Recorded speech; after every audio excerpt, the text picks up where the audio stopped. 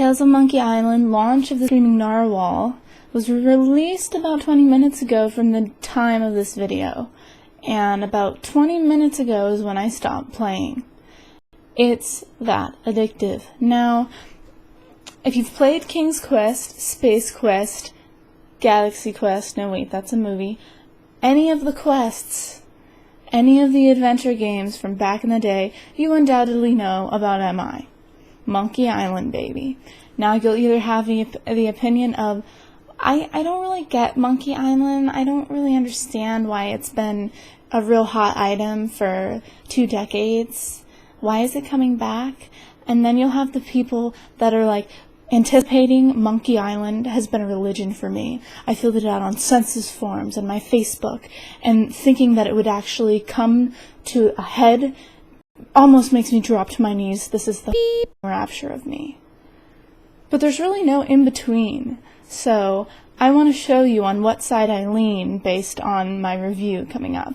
And I'm going to try to cover all the bases, but I'm still just really, really excited that LucasArts and Telltale have come together in friendship and love to bring us this little baby of orgasmic pleasure. And why would I say baby and orgasm in the same sentence? I don't know. I apologize for that one. Now, if you know anything about the developers, Telltale, LucasArts, or Tim Schafer, the amazing writer of a god who's working on his own little game, you'll know that they're extremely cunning linguists, which I am not. So I'm going to make my representation of the plot of Tales of Monkey Island in pens. Now this is Guybrush Threepwood. He's the hero of this whole shebang, and this is the evil pirate LeChuck, which has pretty much always been the nemesis throughout the entire series. So you can pretty much get the gist of it without having to worry about playing all the previous games.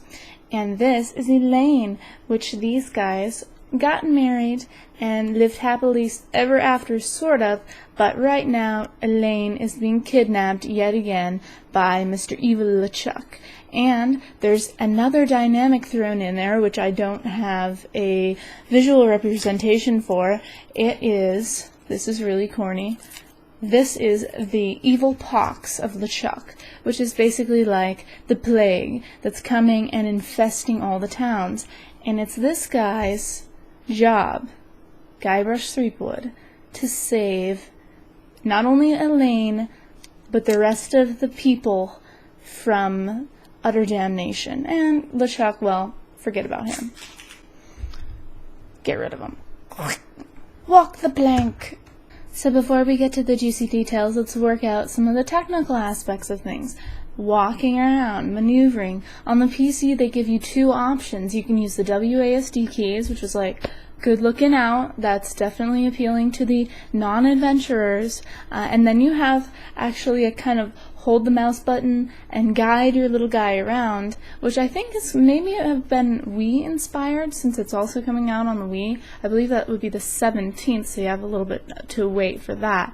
But as far as the PC version, I was really pleased with it, and since I'm a die-hard adventure gamer, as I've said before, it took me about 15 minutes to pick it up. As far as the learning curve for someone who's not really into adventures games, I would say it's probably an hour or so, just working out the inventory switching. And as you can see, you can take one item and just drag it and drop into the slot that you want it to go to and try to bind them together. And sometimes it works and sometimes it doesn't.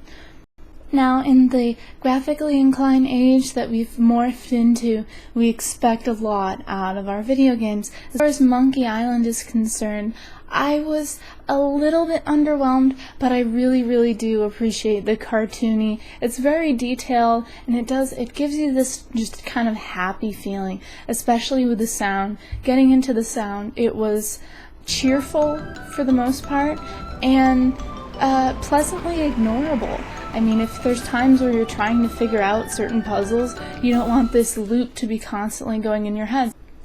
As with traditional adventure games, you're not going to have really huge action scenes. In fact, a lot of the pride and joy of Monkey Island and adventure games are based on dialogue, which is why it's really important to have awesome voice actors, which they totally that they hit a home run as far as the voice acting. I loved it, loved it, loved it. And the humor's there, of course, as with Telltale and Monkey Island.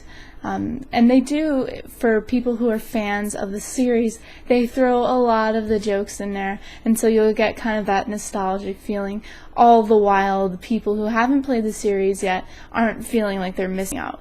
So overall, I think Tales of Monkey Island Launch of the Screaming Narwhal, it would be great for if you're 16 to 60, if you're into the really, really fast games. It might not be for you, but I play Gears of War, and I'm totally fine with that kind of disassociation and bringing myself into that new realm. And that's really where Monkey Island will take you, is into a new realm that you've never been before. And it's a really refreshing escape, and I think you should try it. So I will be covering this every step of the way, and I hope to see you soon. Catch you later. Bye. I just stopped playing Tales of Monkey Island Curse. Why do I keep saying curse? Curse? Curse is another one. This is not Curse. Hey look, a three-headed monkey!